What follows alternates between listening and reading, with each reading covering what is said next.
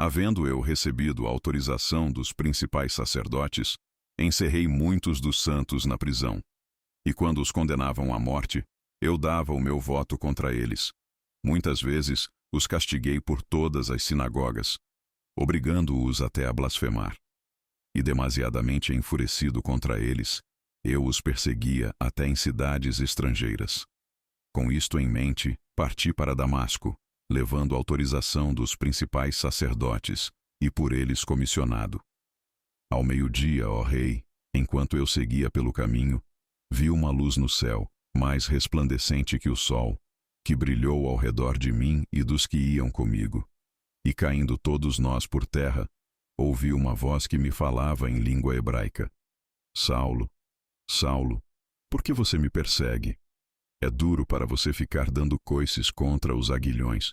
Então eu perguntei: Senhor, quem é você? Ao que o Senhor respondeu: Eu sou Jesus, a quem você persegue. Mas levante-se e fique em pé. Eu apareci a você para constituí-lo ministro e testemunha, tanto das coisas em que você me viu, como daquelas pelas quais ainda lhe aparecerei. Vou livrar você do seu próprio povo e dos gentios, para os quais eu o envio, para abrir os olhos deles e convertê-los das trevas para a luz e do poder de Satanás para Deus, a fim de que eles recebam remissão de pecados e herança entre os que são santificados pela fé em mim. Assim, ó rei Agripa, não fui desobediente à visão celestial. Está dizendo estas palavras o apóstolo Paulo. Pelo que, ó rei Agripa, ele está diante de um rei, e ele diz a este rei: eu não fui desobediente à visão celestial. Então, o que nós vamos estar tratando de modo específico nessa manhã com os meus irmãos, tem como título, tem como carga geral, a visão celestial. Permito-me ainda trazer algumas palavras introdutórias para que nós possamos avançar dentro desse encargo. Na minha concepção, existem 4 importantes mensagens, as quais elas ajudam a discernirmos, a compreendermos a nossa jornada como povo de Deus. Mas não somente nos ajudam a compreender a nossa jornada, mas também nos ajudam a nortear a nossa jornada. Não é só compreendermos, mas é sabermos onde estamos indo, de onde nós saímos e para onde nós devemos ir, onde devemos chegar. Eu vou fazer a menção dessas 4 mensagens, que, segundo eu entendo, são extremamente importantes, e vamos nos deter na primeira, exatamente nessa ordem. Então, a primeira mensagem que é fundamental para o povo de Deus, em especial no tempo do fim que nós estamos, é exatamente discernirmos o que é esta visão celestial. Se eu fosse dar uma definição muito clara, e vou fazer isso agora, depois nós vamos detalhar, porque vamos nos deter nesse assunto hoje, eu poderia dizer o seguinte, que a visão celestial, ela nada mais é do que os nossos olhos serem abertos para vermos Cristo como cabeça e a igreja como seu corpo. Exatamente isso. Guarde simplesmente isso no coração, depois nós vamos retomar esse assunto. Mas para que eu possa, de fato, experimentar essa visão celestial, eu preciso provar da segunda importante mensagem, que eu nominaria como vocação celestial ou chamamento celestial. Isso estaria baseado no livro de Efésios, capítulo 4, versículo 1. Diz lá: rogo eu, prisioneiro de Cristo Jesus, que andeis de modo digno da vocação a que fostes chamados. Ou dignos do chamamento a que vocês participam. O que é essa vocação celestial? Nada mais é do que traduzirmos a visão que recebemos num aspecto prático da vida. Porque eu posso ter uma compreensão clara da visão celestial e isso simplesmente ficar no âmbito da mente. Então, a minha visão celestial precisa se converter numa prática. Aí eu crio uma equação para vocês. Visão celestial mais caminho da cruz, igual vocação. Então, o caminho da cruz é fundamental. Eu preciso negar a mim mesmo, tomar a minha cruz e ir após Jesus. Então, a visão que eu recebi do Senhor, ela se torna algo prático na minha vida. Extremamente fundamental. Estou colocando em resumo para os meus irmãos. Mas a terceira importante mensagem que nós temos seria a casa de Deus. Isso está baseado em 1 Timóteo, capítulo 3, versículo 15. Paulo está dizendo ao seu discípulo Timóteo, para que se eu tardar, ele diz assim, fique sabendo como se deve proceder na casa de Deus, que é a igreja do Deus vivo, coluna e baluarte da verdade. É um dos assuntos mais lindos e preciosos que temos das Escrituras Sagradas, é a casa de Deus ou a igreja do Deus vivo, a casa espiritual. Mas, junto a isto, é um assunto menos compreendido no povo de Deus. O que é igreja? Essa é a grande pergunta. Ekklesia. Ek, fora, klesia, chamados. O que é igreja? É a composição de todos aqueles que nasceram de novo, foram tirados desse mundo e foram batizados em um corpo espiritual chamado igreja. Essa é a casa de Deus. A casa de Deus é uma realidade espiritual. A igreja é uma realidade espiritual. Isso é extremamente significativo para nós. Vou me deter aqui nessa pequena fala sobre essa terceira importante mensagem. E a derradeira, a quarta importante mensagem, está relacionada com o sacerdócio cristão. Lá no livro de Apocalipse, capítulo 1, versículo 6, vai falar assim, que Ele nos constituiu reino e sacerdotes para o seu Deus e Pai. O que é o sacerdócio cristão? Fala-nos do serviço cristão. Qual é o meu papel no corpo de Cristo? Aí logo você é remetido para 1 Coríntios capítulo 12, onde tem a descrição clara do funcionamento do corpo, não só físico, Paulo usa nosso corpo físico, a cabeça ligada em todo o restante do corpo. Qual é a função das minhas mãos, das minhas pernas, função dos meus ouvidos, dos meus olhos? Então, cada um de nós que nasceu de novo e foi batizado num corpo, a igreja tem uma função. E isso fala do sacerdócio cristão. Então nós temos visão celestial, vocação celestial, casa de Deus e sacerdócio cristão. Essas 4 mensagens são extremamente importantes para nós, para que nós possamos discernir aquilo que eu falei. Compreender, discernir qual é a nossa jornada do povo de Deus. E não somente isso, como que nós podemos receber do alto o norte, o caminho para que possamos seguir. Simples assim. Então, hoje nós, com a graça do Senhor, vamos colocar este ponto importante, essa primeira mensagem, que é a visão celestial, que está fundamentada exatamente nesse único verso que eu coloquei para vocês, que é nosso ponto inicial. Paulo está diante do rei Agripa. Ele diz essas palavras, eu não fui desobediente à visão celestial. Muito significativo isso para nós. Nós precisamos levantar 3 perguntas aqui. A primeira vai ser simples de responder, as outras 2 nós vamos, no transcorrer da reflexão, apresentando para vocês aí a resposta. A primeira pergunta que nós levantamos a respeito deste assunto, a visão celestial, é qual é a importância da visão celestial para a igreja? Qual a importância? Qual o significado? Qual a sua relevância para nós? Senão, nós estamos estudando o que aqui? Então, precisa ter uma relevância.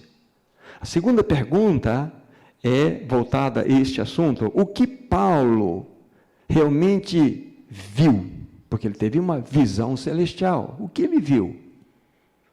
Qual foi a sua visão? Nós precisamos responder isso pela palavra de Deus. E a terceira pergunta, que está ligada também a essa segunda pergunta, é como que podemos definir a visão celestial? Qual a importância? O que Paulo viu e como nós podemos definir? Esse é o nosso assunto. Para responder essa primeira pergunta, qual a importância dessa visão, eu quero que vocês, então, se vocês forem me acompanhar na Bíblia, abrir no livro de Provérbios, capítulo 29, versículo 18. Provérbios 29, verso 18. Está escrito assim nas Escrituras. Não havendo, uma versão vai dizer profecia, mas a melhor tradução, você pode buscar isso, é visão. Visão é a palavra adequada para a tradução aqui. Não havendo visão, o povo se corrompe. Até aqui, nós não precisamos da segunda parte do texto. Não havendo visão, o povo se corrompe. Amados irmãos e irmãs, sem a visão celestial, o povo de Deus, ele fica desorientado. Pense num navio em alto mar, sem o leme. Ele vai sendo levado conforme o movimento dos ventos. Ele não tem um norte. Ele não compreende para onde ele vai, ele não sabe para onde ele deve ir para chegar ao seu destino. Então, é extremamente importante que nós entendamos que sem visão, o povo se corrompe, ele fica perdido, desorientado. Então, para o povo de Deus, é fundamental compreendermos o que é esta visão celestial. Nós não podemos ser aí um povo que está como um barco à deriva. O livro de Juízes tem 21 capítulos. O último versículo do último capítulo é o final do livro. Vocês vão entender exatamente todo o quadro daquele tempo, né, no qual esse livro foi escrito, e que, de certa forma, traduz muito a realidade do povo de Deus hoje. Lá está escrito assim: cada um fazia o que melhor lhe parecia. Cada um fazia o que melhor lhe parecia. Não é mais ou menos assim que o povo de Deus está? Nós vamos andando e fazendo aquilo que melhor julgamos ser adequado. Isso por quê? Porque nós não temos uma orientação adequada, nós não sabemos onde queremos chegar. Por quê? Porque nós não temos a visão celestial. Então entendam que a visão celestial é fundamental para que nós possamos compreender e também ter aí a direção, o norte da nossa jornada. Falei para vocês, a primeira pergunta é extremamente simples para nós respondermos. Qual é a relevância, a importância? É exatamente porque um povo que não tem visão, ele fica perdido, não sabe para onde vai. É um barco à deriva. E nós não podemos entrar nesse caminho. Nós precisamos saber onde nós estamos e para onde nós estamos indo e como devemos seguir. Muito importante para nós isso. Agora nós precisamos verificar, na segunda pergunta, né, o que Paulo realmente viu. Qual foi a visão que Paulo teve? Nós vamos nos ater em alguns versos, logo mais, e vamos ficar impressionados com a realidade da palavra que será trazida ao nosso coração. Se eu fosse trazer essa resposta direta, como eu fiz na introdução, o que é a visão celestial, eu coloquei em 2 sentenças: conhecemos Cristo como cabeça e a igreja como seu corpo. Diretamente respondendo, isso é a visão celestial. Mas nós precisamos agora detalhar para compreendermos o que, de fato, isso significa. Agora, uma coisa que é extremamente importante para nós, que quando você analisa a vida do apóstolo Paulo, quando você estuda o apóstolo Paulo, você só pode explicar Paulo, você só pode compreender todo o ministério de Paulo através da visão celestial. Vocês se lembram que ele disse para o rei Agripa? Pelo que, ó rei Agripa, não fui desobediente à visão celestial. Então, tudo que Paulo realizou, todo o seu ministério, tudo aquilo que ele fez, foi em função da visão celestial que ele recebeu. E isso deve ocorrer com nós, deve ocorrer com a igreja, para que nós sejamos como Paulo, estes que são governados por essa visão celestial. Agora nós precisamos levantar uma pergunta importante. Mas quando ocorreu essa visão celestial? Quando nós olhamos aqui para o versículo 19, né, de Atos 26, Paulo está diante do rei Agripa. E parece-nos aqui que através da fala dele, se vocês lerem os versos precedentes, né, e entender o que Paulo está falando, parece-nos que Paulo, na semana anterior, ou no máximo um mês anterior, ele teve essa visão. Mas 22 anos havia se passado. 22 anos. Pense na sua história. 22 anos atrás. Estica um fio de prata aqui. Pense em algo que lá aconteceu e agora está vívido, límpido no teu coração. É o que está acontecendo com Paulo aqui. Essa visão foi dada a ele 22 anos atrás. E Paulo está falando como se ele tivesse recebido naquele momento aquela revelação. Isso é extremamente significativo para nós. Muito importante. A gente percebe que Paulo era governado por essa visão. Então vamos voltar 22 anos na história. Vamos para o capítulo 9 de Atos dos Apóstolos. A gente vai virando página para lá e para cá, mas os anos correm dentro das páginas. Os anos correm. Então nós voltamos 22 anos na história. Estamos no capítulo 9. O capítulo 9, do versículo 1 ao versículo 18, nós temos todo o cenário que envolve essa visão celestial. Exatamente aqui que tudo aconteceu. Paulo nem era Paulo, ele era Saulo de Tarso, como aqui nós vamos verificar. E para que nós compreendamos bem, por exemplo, todo esse, vamos dizer assim, essa revelação da visão celestial, nós precisamos dividir esses 18 versículos em duas sessões. A primeira sessão, do versículo 1 ao versículo 9, a seguinte, versículo 10 ao final, versículo 18.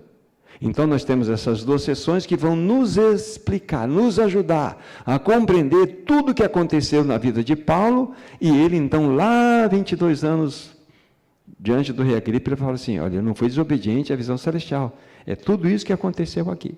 Então, vamos ler os 9 primeiros versículos, capítulo 9 de Atos.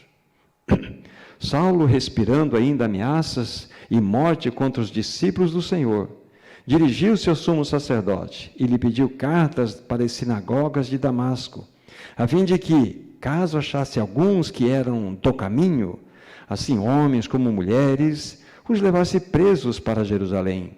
Seguindo ele estrada fora, ao aproximar-se de Damasco, subitamente uma voz do céu brilhou ao seu redor, e caindo por terra, ouviu uma voz que lhe dizia, Saulo, Saulo, por que me persegues? Ele perguntou, quem és tu, Senhor? E a resposta foi, eu sou Jesus a quem tu persegues. Mas levanta-te e entra na cidade, onde te dirão o que te convém saber. Os companheiros de viagem pararam emudecidos, ouvindo a voz, não vendo, contudo, ninguém.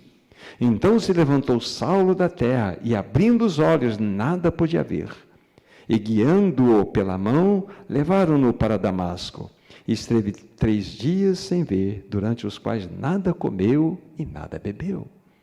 Aqui está esse quadro maravilhoso inicial que nós temos diante dos nossos olhos. A observação inicial que eu faço é que nessa estrada em direção a Damasco, nós vamos enxergar duas visões se colidindo. A visão carnal religiosa de Saulo com a visão celestial que veio do alto. Esse é o primeiro cenário que nós temos diante de nós. Essa colisão de visões. E nós sabemos quem é que prevaleceu. Foi a visão vinda do céu. Uma observação que eu faço também, no primeiro versículo, Saulo respirando ainda ameaças. Essa palavra respirando significa, se você for buscar lá no seu original, é bufando como um touro. Você vê o ódio que havia no coração de Saulo de Tarso. E a palavra de Deus está nos mostrando que ele respirava e bufava como um touro bravo, ameaças de morte contra os discípulos do Senhor. Ele perseguia, como é chamado aqui, os irmãos, aqueles que eram do caminho. Tanto homens como mulheres, com desejo de prendê-los e levá-lo para o julgamento. Então nós vemos aqui o sentimento, aquilo que havia no coração de Saulo de Tarso, era um coração realmente de ódio. Mas o que nós temos diante dos nossos olhos, especificamente no versículo 3, na parte final: subitamente uma luz do céu brilhou ao seu redor, e caindo por terra, diz o versículo 4, ouvi uma voz que dizia: Saulo, Saulo, por que me persegues? Olha que impressionante aqui. Muitas vezes a gente pensa, Paulo caiu do cavalo, mas a Bíblia não mostra nenhum tipo de animal que Paulo estava montando. Ele caiu. Pode ser, pode até ser, mas o fato é que ele caiu, mediante aquela fulgurosa luz que veio sobre ele. E é interessante que veio uma voz do céu que diz: Saulo, Saulo, por que me persegues? Mas a pergunta que eu levanto é: mas Saulo estava perseguindo a Jesus? Para Saulo, Jesus era alguém que era morto e teve uma conversa aí que o seu corpo foi roubado pelos seus discípulos. Na verdade, Saulo estava perseguindo os do caminho. Mas Jesus disse assim: Saulo, você está me perseguindo. Aqui nós já temos uma preciosa lição, que há uma perfeita ligação, uma unidade entre Cristo e o seu povo, entre Cristo e a igreja. É inseparável. Mexer com a cabeça é mexer com o corpo. Vejam a unidade e realidade espiritual que há nesse assunto. É uma lição que nós aprendemos aqui. Perseguir a igreja é perseguir diretamente ao Senhor dessa igreja, que é Jesus. Aí, diante dessa colocação que o Senhor Jesus, Saulo vai dizer: quem és tu, Senhor? Aí, Jesus, de modo claro, vai dizer: eu sou Jesus a quem tu persegues. Mediante a pergunta de Saulo: eu sou Jesus a quem tu persegues. Em nenhum momento Jesus fala: a quem eu sou Jesus e você está perseguindo o meu povo. Não, você está me perseguindo. E isso mostra de uma realidade identitária perfeita entre Cristo e a sua igreja. Isso é extremamente importante para nós. Algo também que nós podemos destacar no versículo 4, na minha versão diz assim: e caindo.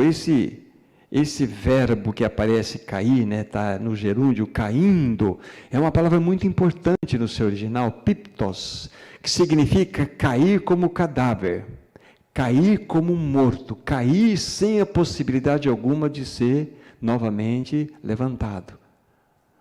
Ou seja, assim que Saulo caiu, foi uma queda da qual ele não poderia mais se recuperar. Ó, que santa queda Saulo provou. Então, essa palavra importante que nos mostra que não foi apenas um tropeção, não foi um movimento equivocado, não foi algo que veio sobre ele e lançou por terra. Vamos guardando todos esses detalhes, que tudo isso está inserido dentro da compreensão do que significa o que Paulo viu. É todo esse cenário.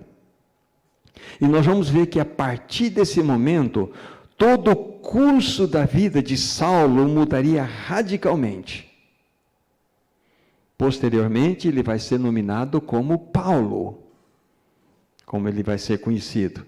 Tamanho foi o impacto daquela visão, que este Saulo, que era um terrível perseguidor da igreja, inverteu-se completamente a situação. Ele se tornou o homem mais perseguido, exatamente por confiar naquele a quem ele tinha visto.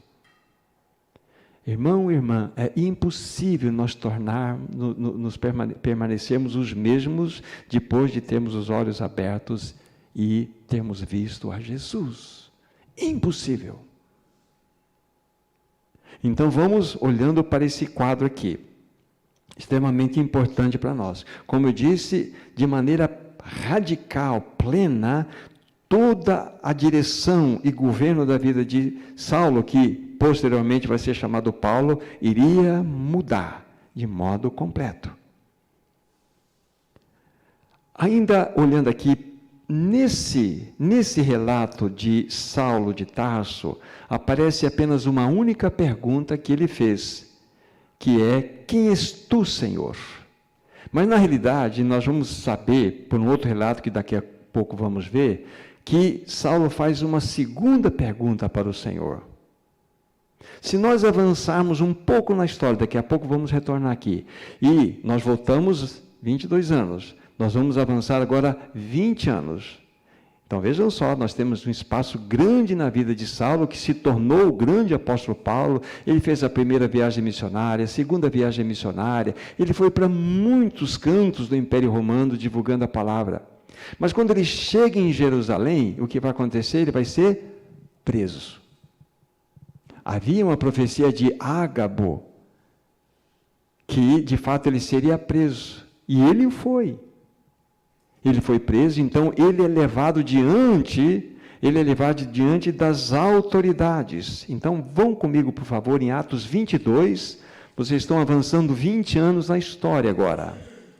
Atos 22, e todo o capítulo, quase na totalidade, nada mais é do que uma defesa de Paulo diante daqueles líderes religiosos, de tudo aquilo que envolvia o seu ministério. Mas chega, por exemplo, a partir do versículo 7. Vejam que nós estamos no relato de Atos 9. Ele está de maneira límpida e fresca na sua mente, falando o mesmo assunto aqui.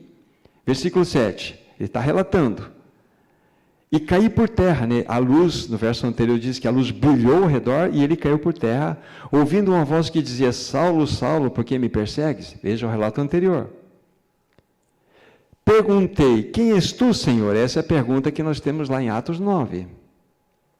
Ao que me respondeu: eu sou Jesus, o Nazareno, a quem tu persegues. E os que estavam comigo viram a luz, sem contudo perceberem o sentido da voz que falava comigo. A segunda pergunta aqui, versículo 10. Então perguntei, lá em capítulo 9 de Atos não tem: que fareis, Senhor? Olha a resposta de Jesus. E o Senhor me disse: levanta-te, entra em Damasco, pois ali te dirão acerca de tudo o que te é ordenado fazer. Voltem para Atos 9. Vamos 20 anos, voltamos novamente, estamos na origem da visão celestial. Daqui a pouco vamos juntar tudo isso para vocês compreenderem. Então, vimos que Saulo, na realidade, ele fez duas perguntas: quem és tu, Senhor? E que fareis, Senhor? Esse é um quadro mais amplo que nós temos nas Escrituras Sagradas. Extremamente importante. E a resposta do Senhor Jesus é muito intrigante. Entra em Damasco, pois lá te dirão o que você deve fazer. Não é impressionante isso? A pergunta que eu levanto para vocês é o seguinte: por que Jesus não disse assim: Saulo, olha, sol do meio-dia está muito forte, você recebeu um louco, vamos achar um canto aqui que eu vou colocar e vou expor para você todo o meu projeto, todo o meu plano. Eu vou dar toda a minha cartilha para você e você vai simplesmente me obedecer. Jesus poderia ter feito isso, mas Jesus não fez isso. Ele é o Rei da Glória, Ele é o tudo. Ele poderia dar minuciosamente todos os detalhes do seu propósito, mas Ele fez isso? Não fez isso. Ele falou para que Paulo entrasse lá em Damasco, e lá seria dito a ele o que ele deveria fazer. Uau, isso é importante para nós. Muitas vezes a gente pensa assim: eu só preciso de Cristo. Eu só preciso de Cristo. Não preciso da igreja, não preciso dos irmãos. Eu só preciso de Cristo. Cristo é meu tudo. Parece espiritual, né? Mas isso é arrogância. É impossível nós entrarmos numa jornada sós. Não tem essa história: eu só preciso de Cristo. Cristo é minha vida. É lindo tudo isso. Mas no que tange ao propósito eterno de Deus, é necessário que nós façamos parte de um corpo. Então, aqui está alguns aspectos de revelação para nós. Então, tudo isso está acontecendo na vida de Saulo, né, até então, é porque a luz brilhou sobre ele, e todo o seu projeto, todo o seu judaísmo que intrinsecamente fazia parte da vida dele foi lançado por terra, afundou, porque ele viu a Jesus. Então, se vocês estão percebendo que, vou colocar dessa forma agora, a visão celestial na realidade tem 2 braços. O primeiro braço da visão celestial é este primeiro momento, essa primeira sessão dos 9 primeiros versículos. Os olhos de Saulo foram abertos, ele viu. E aqui que acontece o novo nascimento dele. Lá na sequência a gente vai ver, ele é batizado. Então aqui ele conhece o Senhor na sua intimidade, ele já tem uma revelação profunda de que ele está ligado a uma realidade maior do que ele poderia imaginar. Daqui a pouco eu vou dizer para vocês o que é isso. Irmãos e irmãs, sempre que a visão vem, ela vai nos lançar por terra. A maior necessidade, digo, da maioria, da grande maioria do povo de Deus, é todos nós temos os olhos abertos e termos a compreensão do que é visão celestial. O primeiro braço dessa visão, como está sendo já exposto aqui, é a clareza de que nós precisamos ver Cristo como o cabeça.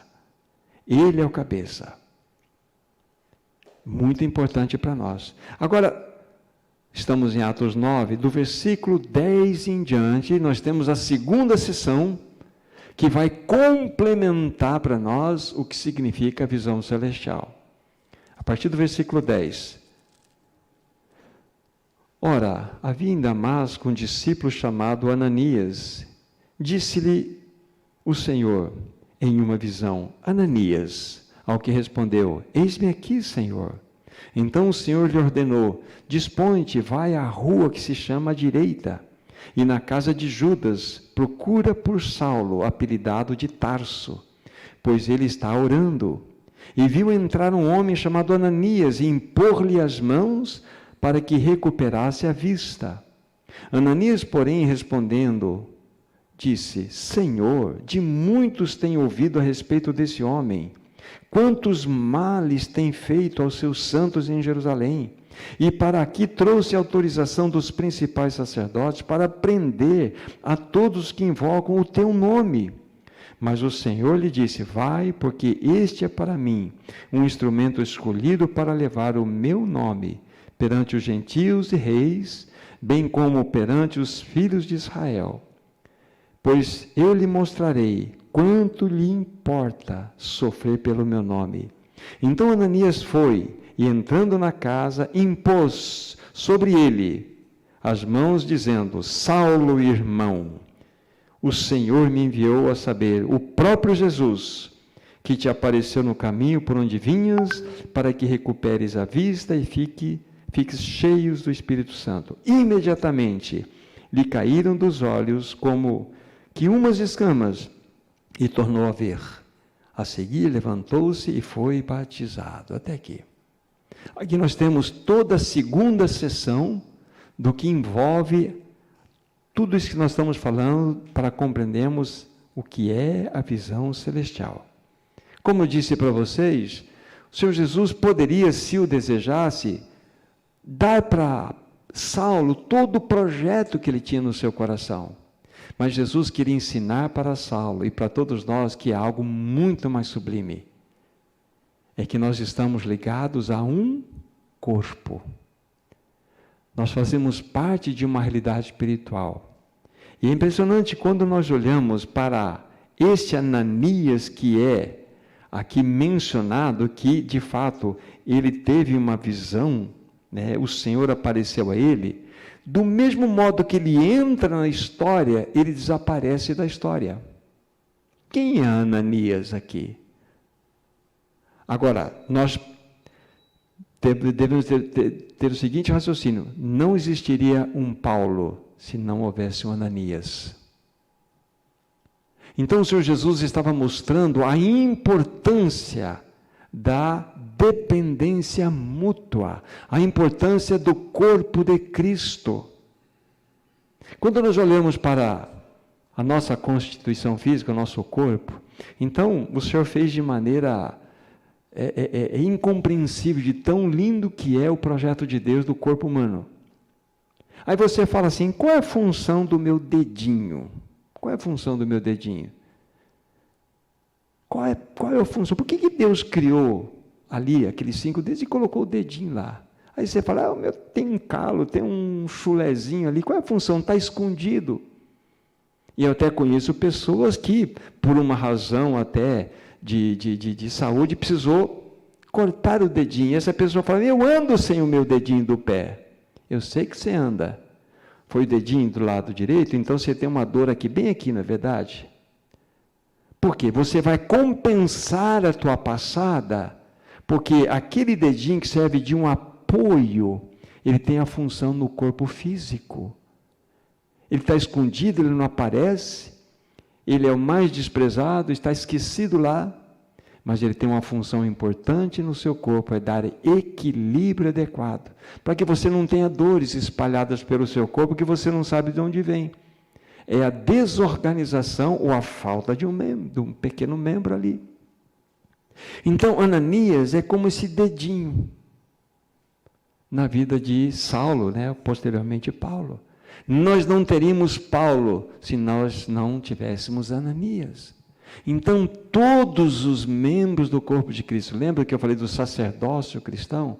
Todos nós temos uma função e nós precisamos cumprir essa função no corpo de Cristo. Então, o Senhor Jesus pedindo, ordenando que Saulo fosse a Damasco, ele estava na realidade trazendo uma compreensão mais ampla de tudo aquilo que Paulo posteriormente iria receber, que seria a visão celestial. Aí começa a fazer um pouco mais de sentido para você, quando eu dei aquela definição rápida, é vermos Cristo como cabeça e a igreja como seu corpo. O Senhor Jesus está mostrando para Saulo que era impossível ele atender o seu propósito se não fosse desta forma. Aí nós temos todo esse desenho configurado para nós aqui. O Senhor estava simplesmente confirmando o princípio do corpo de Cristo. O princípio do corpo de Cristo. Aqueles simples e desconhecido Ananias, ele estava cumprindo o seu papel no corpo. Ele expressou a sua pequena medida, e é assim que deve ser com todos nós. Então, vamos novamente lá um pouquinho, vamos permanecer aqui. Mas lá, 22 anos posteriores, diante do rei Agripa, o que Paulo está dizendo, eu não fui desobediente à visão celestial, é exatamente isso. Paulo viu Cristo como cabeça da igreja e viu a igreja como seu corpo. Quando eu falei da importância de nós entendermos o que é a casa espiritual, o que é a igreja do Deus vivo, nós temos que partir desse princípio. Que bênção nós termos um local de reunião. Nós temos tantos em Londrina, não é verdade? Mas nós somos profundamente equivocados quando eu falo o seguinte, olha, esqueci meu guarda-chuva na igreja. Estamos profundamente equivocados quando eu falo assim, olha, rachou o telhado da igreja, está entrando água, temos que pintar a igreja. Não é esse o conceito que nós temos? Nós temos um conceito equivocado porque ao longo dos anos isso foi estabelecido e nós nascemos dentro desse contexto. Mas nós precisamos então voltar a nossa atenção para a palavra de Deus para entendermos que igreja não é um prédio. A igreja é a realidade do corpo de Cristo. Por exemplo, a igreja veio para esse local de reunião, inclusive nós poderíamos estar ali debaixo de uma árvore no Igapó, reunidos, mas nós estamos nesse salão tão agradável. Então a igreja veio aqui. Quando acabar a reunião, a igreja vai para casa. Então a igreja fecha as portas, ela só se encontrará no próximo domingo? Não. A igreja continua. O que é a igreja? A igreja é maridos, amai vossas esposas. Esposas, submeteis aos vossos maridos. Pais, não irritei vossos filhos. Filhos, obedecei vossos pais. Senhores, tratais com dignidade os seus servos. Servos, obedecei aos seus senhores como ao Senhor. Isso é a igreja. A igreja não para. A igreja, ela é dinâmica. Então nós não vamos para a igreja vai para a reunião. Então, quando Paulo está dizendo que ele não foi desobediente à visão diante do rei Agripa, ele está exatamente mostrando essa realidade que ele recebeu. Cristo é o cabeça e nós somos o corpo. Simples assim. Mas que bênção, eu estava dizendo, nós temos tantos ambientes nessa cidade que, de fato, dá acolhida aos santos. Mas ali não podemos, equivocadamente, eu sei que isso é uma força de expressão que está tão em nós que a gente acaba falando. Mas nós precisamos ter a compreensão clara. Eclesia, os chamados para fora, para pertencer a um corpo vivo que é o de Cristo. Isso é a igreja. Então, são conceitos que nós precisamos trabalhar em nossos corações e mentes para, de fato, discernirmos o que a Bíblia fala, não o que a tradição nos impôs. É muito importante para nós. Para vocês terem uma ideia, um pouco de história para vocês, por 200 anos, a igreja ela se reunia nas mais diversas formas, em vários ambientes. E nós temos a história, por exemplo, da edificação das grandes catedrais no século IV, 323, com Constantino. Constantino foi aquele que edificou a Catedral de São Pedro, que foi reformada no século XVIII. E Constantino trouxe mais algumas coisas surpreendentes, porque ele deu liberdade de culto ao povo de Deus, que era perseguido. O imperador posterior, que chamava Teodósio, ele deu, de fato, a oficialização do cristianismo como a religião do império, posteriormente. Mas Constantino tinha dado liberdade de culto. Mas Constantino teve uma sacada.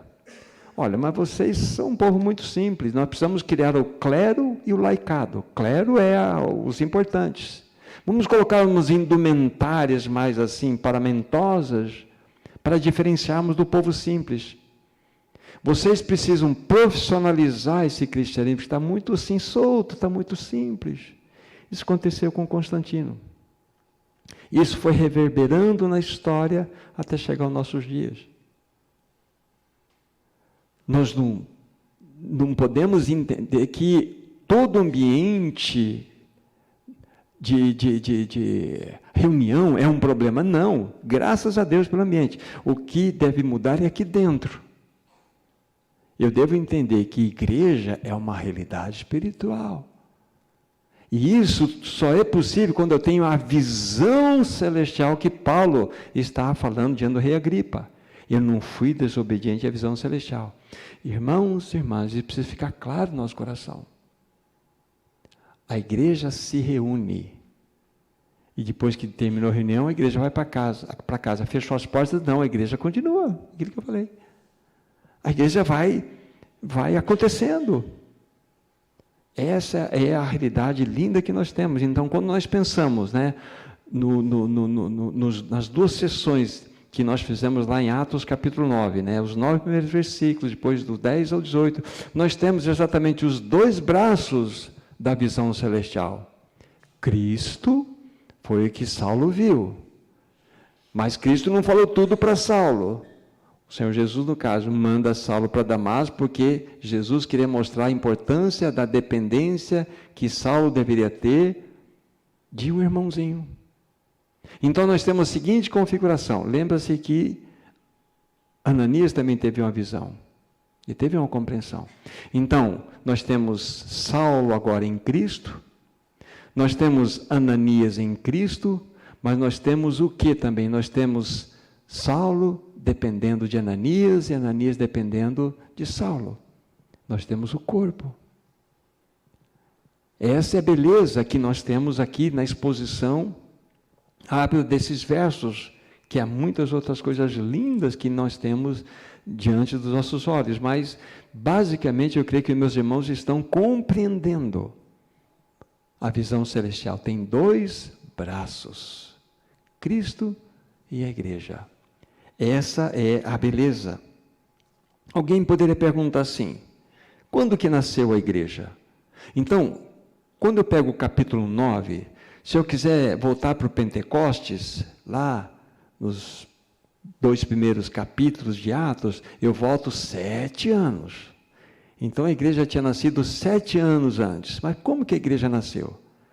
Não precisam ir lá, mas lá no capítulo 1, versículo 15 em diante, vocês vão observar que havia um grupo de em torno de 120 irmãos que estavam no cenáculo, eles estavam orando. Eram 120 indivíduos que estavam lá orando. Aí entra no capítulo 2 de Atos, o que vai acontecer? A descida do Espírito Santo, não é isso?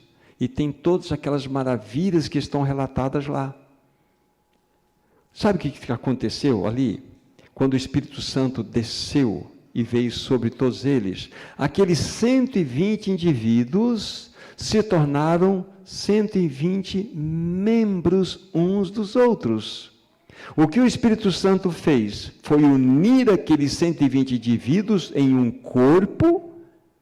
O que o Espírito Santo fez? Ligar esse corpo ao cabeça Cristo Jesus, que está sentado no mais alto elevado do trono desse universo. E quem traz a realidade do cabeça para a igreja chama-se Espírito Santo.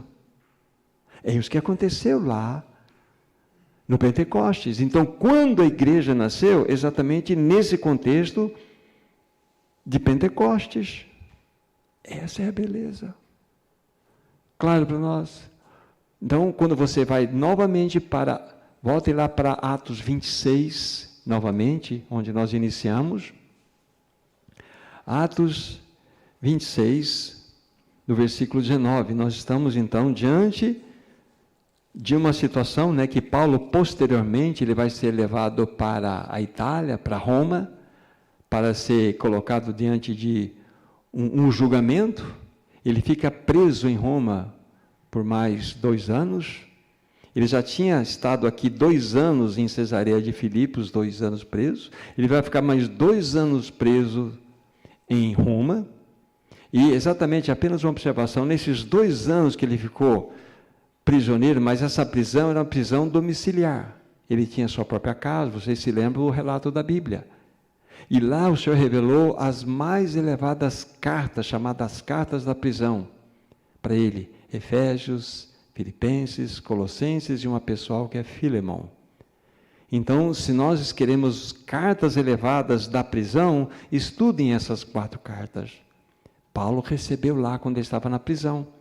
Mas aqui, antes dele ser enviado para a prisão, para Roma, então ele está diante desse rei chamado Agripa. E ele diz de maneira muito clara: pelo que, ó rei, não fui desobediente à visão celestial. Agora, mediante essa visão celestial, veja o que ousadamente, vou sair daqui um pouquinho, daqui a pouco a gente volta. Voltem para esse mesmo livro de Atos, no capítulo 20. Atos, capítulo 20. O cenário aqui é um pouco anterior àquele da prisão de Paulo, lá em Jerusalém. Ele está reunindo os presbíteros lá da igreja de Éfeso, e ele vai dizer alguma coisa muito importante para nós. Versículo 24, Atos 20, 24. Olha o que ele diz aqui: porém, em nada considero a vida preciosa para mim mesmo, contanto que complete a minha carreira e o meu ministério que recebi do Senhor Jesus, para testemunhar do evangelho da graça de Deus. Tem muitas verdades aqui. Mas aqui o que eu quero destacar é a postura de Paulo mediante a toda a visão celestial que ele havia recebido. Ele internalizou que ele tinha uma carreira a cumprir. Não está escrito aqui? Em nada considero a vida preciosa para mim mesmo, contanto que complete a minha carreira e o ministério, etc. Então, pense nesse texto. Coloque a vida de Paulo e a sua carreira. Paulo coloca como principal o quê? A sua vida ou a carreira? A carreira. A carreira e o ministério. Então, para nós cristãos, devemos ter esse mesmo pensamento. Todos nós temos uma carreira. E nós precisamos percorrer essa carreira. Nós precisamos ser fiéis ao chamado que o Senhor tem dado a nós. Não se preocupe com a sua vida. Se atenha à carreira que o Senhor tem para você. Deixa o Senhor cuidar da sua vida e você cuida da sua carreira. Esse é um ensinamento lindo que nós temos aqui, dado por Paulo. Então, Paulo, quando recebeu, voltem lá para o capítulo 26, por favor, verso 19. Quando Paulo recebeu essa compreensão, esta revelação, então, como eu disse lá anteriormente para vocês, Paulo só pode ser explicado, você só pode compreender o ministério de Paulo a partir da visão celestial. Ele viu Cristo, ele viu a igreja. Essa é a beleza. É isso que deve acontecer com cada um de nós, lógico que coletivamente falando. Devemos ter os nossos olhos abertos para enxergarmos essa tão gloriosa verdade. Digo a você, meu irmão, minha irmã, quando os nossos olhos são abertos, é impossível nós nos tornarmos ou permanecermos os mesmos. Porque você e eu vamos ver algo glorioso, Cristo e a igreja. Quando nós olhamos para essa cidade de Londrina, nós vemos há tantos irmãos espalhados por aí, não é? Tantos queridos irmãos que fazem parte da mesma realidade que nós fazemos. Mas nós precisamos também orar para que tanto a nossa compreensão, a nossa visão seja ampliada, como dos nossos irmãos também. Para que nós entendamos, compreendamos a visão celestial, para que nós possamos nortear de maneira certa o rumo da nossa jornada. Então nós precisamos dessa ajuda do Senhor, essa compreensão mais ampla. Então está claro para nós, a visão celestial, se eu fosse dar para vocês então como podemos definir, né, a última pergunta, a visão celestial, na verdade, nada mais é do que a união perfeita entre Cristo e a sua igreja. É uma união indissolúvel e eterna. Pense, por favor, na parábola da figueira. Eu sou da videira. Eu sou a videira verdadeira. Pense na relação da videira e os ramos. Os ramos só podem produzir porque eles estão inseridos na videira. E a videira só pode produzir os seus frutos porque há ramos. Um irmão chamado Andrew Murray, trabalhando nesse assunto da videira verdadeira, ele cria um diálogo lindo entre a videira, o caule e os ramos. Então, primeiramente, ele levanta os ramos dizendo assim para a videira: ó amada videira, como que nós poderíamos produzir esses lindos cachos de uva se nós não estivéssemos ligados a Ti? Seria impossível nós trazermos a doçura para os filhos dos homens se nós não estivéssemos ligados a Ti. Aí ele cria um outro diálogo da videira, do caule para os ramos. Ah, queridos ramos, como que eu poderia então expressar a doçura aos homens se não fosse através de vocês? E esse mesmo raciocínio ele traz para a realidade da igreja. É perfeitamente compreensível quando eu falo assim, ou a igreja diz ao Senhor: nós não podemos viver sem Ti. Senhor, como que nós vamos andar, dar um passo se nós não estivermos ligados a Ti, Senhor? Isso é plausível. Mas como entender o Senhor Jesus falar para nós: mas eu também não posso mais viver sem vocês? Como que eu vou poder abençoar os homens se não for através de vocês? Nós estamos ligados de maneira indissolúvel e eternamente unidos numa mesma realidade. Isso é a igreja. Ligado ao cabeça. Olha que lindo. Então é essa beleza toda que nós vemos na visão celestial. Você nunca mais será o mesmo. Quando o Espírito abrir os seus olhos, quando nós sabemos que nós temos tantos irmãos espalhados, irmãos e irmãs espalhados, fazemos parte de uma mesma realidade linda, e que nós precisamos ter os olhos abertos para compreendermos e nortearmos. Isso é a visão celestial, Cristo e a igreja. Agora, Versículo 19 de Atos 26. Olhando novamente para ele. Olha só a maneira como que Paulo diz: pelo que, ó rei Agripa, não fui desobediente à visão celestial. A pergunta que eu faço é: por que Paulo? Por que Paulo não disse assim: pelo que, ó rei Agripa, eu fui fiel à visão celestial? Por que ele não falou de modo positivo? Porque, ó rei Agripa, eu fui obediente à visão celestial. Ele poderia falar, mas ele foi para o negativo. Eu não fui desobediente à visão celestial. Sabe por quê? Por incrível que pareça, você pode até não concordar comigo. Paulo sabia que também a desobediência habitava no seu coração. Há um potencial de desobediência dentro de cada um de nós. Vocês vão entender pelo exemplo que eu vou dar. Não se iluda com você, e eu também não posso me iludir comigo. Sabe, amados irmãos, nós podemos perder a visão celestial. Infelizmente. Nós podemos nos tornar uma casca religiosa. Nós podemos tornar uma casca religiosa. Vocês se lembram daquelas 7 cartas dirigidas às 7 igrejas da Ásia? A última carta foi a igreja de Laodiceia. Igreja, estou falando igreja, não estou falando de povo ímpio, estou falando de igreja. É o Senhor escrevendo à igreja. Depois vocês não precisam abrir, vocês podem olhar lá, está no capítulo 3, a partir do versículo 14. Jesus fala assim: eu conheço as suas obras, eu conheço que tu não és nem frio e nem quente. E porque tu não és nem frio nem quente, és morno, estou a ponto de vomitar-te da minha boca. Porque dizes em teu coração: sou rico e abastado, de nada tenho falta. Jesus fala: e não sabes que tu és infeliz, sim, miserável, pobre, cego e nu.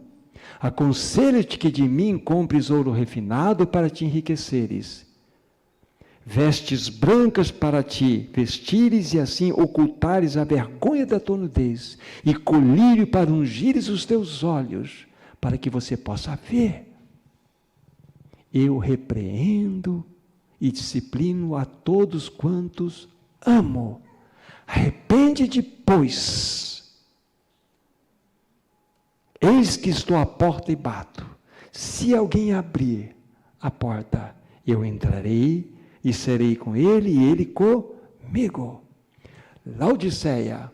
Se você estudar a carta de Colossenses, vocês vão perceber que Laodiceia recebeu a mesma carta do que aqueles irmãos receberam.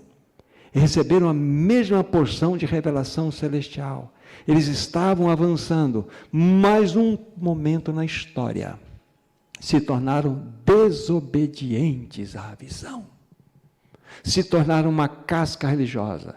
Se nós entrássemos em Laodiceia, nós iríamos ver um culto, louvor, pregação, até partir do pão, um monte de coisa. Só que Jesus está lá fora, batendo. Então, meu irmão, minha irmã, nós podemos nos tornar uma casca espiritual.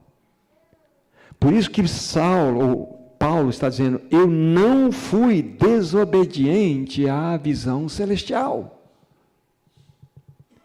Isso é para que nós coloquemos a boca no pó e dependamos do governo do Espírito Santo. Isso é para que nós possamos ter uma vida de devoção diante do Senhor. Isso é para que nós possamos ter uma vida ascensional. Isso é para que possamos ter uma vida além do véu, uma vida de intimidade com Deus, uma vida de santidade, uma vida separada desse mundo. Deixa eu recuperar algumas coisas que eu disse ontem, mais voltado para família e casais. Nós precisamos recuperar uma coisa chamada culto doméstico. Nós precisamos estabelecer Cristo como uma árvore plantada no centro da nossa casa, para que Ele possa exercer toda a sua primazia e toda a sua preeminência. Então, irmãos, o Senhor tem nos chamado para uma vida de intimidade, uma vida de união com Ele, uma vida de consagração a Ele. E isso precisa ter algo que eu falei ontem, precisa ter intencionalidade no seu coração. Se você não tiver uma intenção clara e definida, meu irmão, você vai sair daqui, nós vamos conversar, 90% do que você ouviu vai ser perdido. Então, nós precisamos tomar a sério a palavra de Deus. Indo para o desfecho final desse encontro, dessa reunião, olhando ainda um pouquinho para o aspecto da igreja de Laodiceia. Eles que começaram bem, tiveram uma visão clara, uma visão celestial, se tornaram apenas pessoas, eu não sei se é a palavra correta, visionários, eram contemplativos, sabe direitinho. Lá na igreja de Laodiceia eles cantavam para Jesus, falavam para Jesus, tudo Jesus, mas Jesus está lá de fora. Então nós podemos incorrer nesse mesmo erro, que o Senhor nos livre dessa situação. Verdadeiramente, há um grande perigo para todos. Se nós perdermos a nossa consagração, nós perderemos a visão. Simplesmente andaremos em círculos. Abram comigo, por favor, o livro de Juízes. É a última citação. Juízes, capítulo 16. Depois de Josué, vocês vão encontrar o livro de Juízes. Juízes, capítulo 16. Do versículo 19 a 21. Nós temos todo o relato descrito aqui da experiência de Sansão, que era um juiz. Mas nós sabemos o que aconteceu, qual foi o fim. Então, Juízes 16, 19 em diante. Então Dalila fez dormir Sansão nos joelhos dela. E tendo chamado um homem, mandou rapar-lhe as 7 tranças da cabeça. Passou ela a subjugá-lo, e retirou-se dele a sua força. E disse ela: os filisteus vêm sobre ti. Sansão, tendo ele despertado do seu sono, disse consigo mesmo: sairei ainda esta vez, como dantes, e me livrarei, porque ele não sabia ainda que já o Senhor se tinha retirado dele. Então os filisteus pegaram nele e lhe esvazaram os olhos e o fizeram descer até Gaza, e amarraram-no com 2 cadeias de bronze e viravam um moinho no cárcere. Ao fim de Sansão. Sansão era um nazireu. Ele foi apartado pelo Senhor para cumprir uma obra. E o nazireu tinha certas características importantes que nós não vamos entrar no detalhe aqui. Mas o fato é que, pelo pecado de Sansão, o que aconteceu como consequência? Pelo pecado ele perdeu a sua consagração. Depois que ele perdeu a sua consagração, ele perdeu a sua visão, não vazaram os olhos dele? E quando ele perdeu a visão, ele perdeu o propósito. Aí ele começou a andar em círculos, rodando moinho. Não é isso? Está aqui? Espiritualmente é a mesma coisa. O pecado nos leva a perdermos a consagração. E quando nós não estamos buscando a face do Senhor, não temos uma vida na sua presença, nós vamos perder a nossa visão, porque vamos ficar cegos. E quando, sem visão, o povo se corrompe, lembra uma primeira menção que nós fizemos, uma delas? Quando nós perdemos a visão, nós perdemos o propósito, e nós andamos em círculo, porque perdemos a visão celestial. Não é sério isso? Eu penso que seja.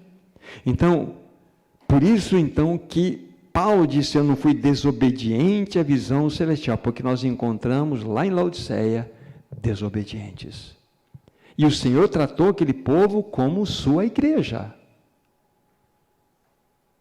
Como sua igreja. Se alguém abrir, então nós precisamos tomar esse caminho de volta para que o Senhor verdadeiramente ganhe nossos corações. Então, para nós fazermos o fechamento, irmãos, o que é visão celestial? Ela tem os 2 braços. Vemos Cristo e a igreja como seu corpo. Simples assim. Vimos exatamente como foi todo o desenvolvimento, o desdobramento dessa realidade, como Paulo teve essa visão celestial. Depois vocês vão estudar com mais detalhe minucioso aí nesses capítulos que foram sugeridos e vão ganhar mais pérolas, mais revelação ainda sobre esse assunto. Mas o meu encargo, o meu papel é trazer exatamente isso, sobre a visão celestial. Cristo e a igreja como seu corpo. Que verdadeiramente o Espírito Santo possa levar-nos, de fato, a uma compreensão e a um posicionamento intencional para que nós possamos fazer a diferença na realidade na qual todos nós aqui participamos. Que Deus abençoe ricamente a todos. Que a graça, a unção do Senhor sempre permaneça sobre todos os irmãos e irmãs. Nosso maravilhoso Pai, nós somos tão gratos a Ti. Obrigado pela Tua verdade, Tua palavra. Obrigado pelo ensino da visão celestial. O que nós desejamos de fato, não sermos desobedientes a ela. Então, firma nossos passos na Tua palavra. Não se apodere de nós iniquidade alguma. Sobre cada irmão, cada irmã aqui presente.